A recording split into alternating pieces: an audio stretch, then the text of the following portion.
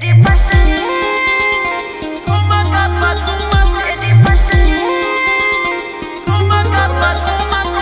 Mickey Box.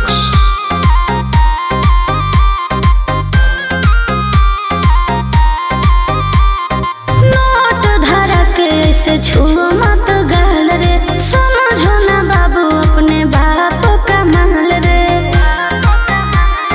समझे रोही जी?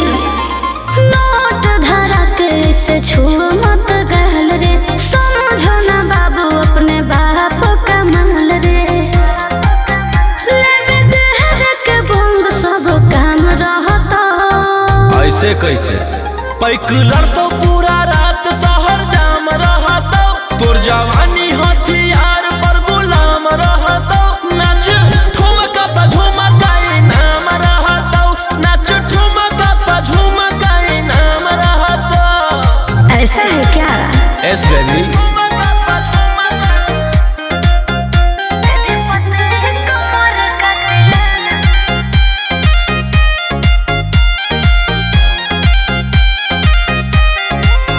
मेरी पतली लचकाओ लचकाओ, मेरी पतली कमर का तिलाना ये कितना को घायल करे, ये कितना को घायल करे। तू सटाओ खाली उठावा से उठ, तोरा नोटावा से तौल देब। ज्यादा नखर देखै में पैसा तौलावा से खोपड़ी खोल देब। 302 खाओगे क्या? पैकलर तो पूरा रात शहर जाम रहता, तोर जवानी हथियार पर गुलाम रहता।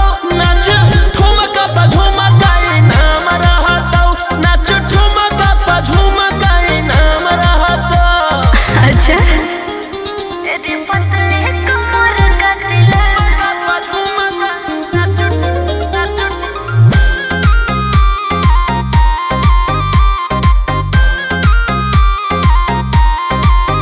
ना समझो, का रे ना समझो मुझे चिकनी चमेली अंगारों से खेली हूँ मैं, कि कितनों को झेली हूँ मैं। हमरो झेल रोशन रोही आयुष पूरा जिला के राजा मजा मार जइता।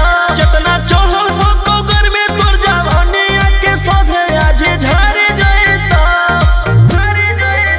पैकलर तो पूरा रात शहर जाम रहता, तोर जवानी हथियार पर गुलाम रहता। नाच ठुमका पे झुमकाई नाम रहता, नाच ठुमका पे झुमकाई नाम रहता। ना चाहिए मालिक।